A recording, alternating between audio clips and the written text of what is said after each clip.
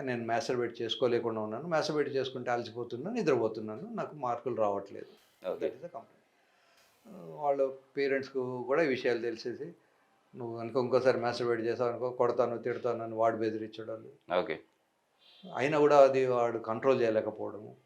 నేను చెప్పాను, "మీరు మాస్టర్బేట్ చేసుకోండి. ఒక ఫిక్స్డ్ డే పెట్టుకో. ఎవ్రీ సాటర్‌డే నువ్వు మాస్టర్బేట్ చేసుకుంటాను. మిగతా డేస్ అన్నా చదువుకో." ఓకే. ఇప్పుడు మాస్టర్బేషన్ నువ్వు చేయట్లేదు అన్న ఆలోచనతోటి మొత్తం 7 డేస్ వేస్ట్ చేసుకునే బదులు ఒక ఫిక్స్డ్ డే పెట్టేసుకో. ఓకే. అలాగే ఇప్పుడు 60లో అయినా, 80లో అయినా యంగ్‌గా ఉండాలనుకోవడం తప్పులేదు. ఓకే. అట్లని చెప్పి రామకృష్ణ అనుకోకూడదు అని నేను అనను. ఓకే. రామకృష్ణ అనుకోవచ్చు, వేదాంతం చదువుకోవచ్చు. భాగవతం అని ఒక గొప్ప గ్రంథం ఉంది మనకు. Okay sir. దాంట్లో ఇంట్రొడక్షన్ చాలా భలే ఉంటుంది. ఓకే.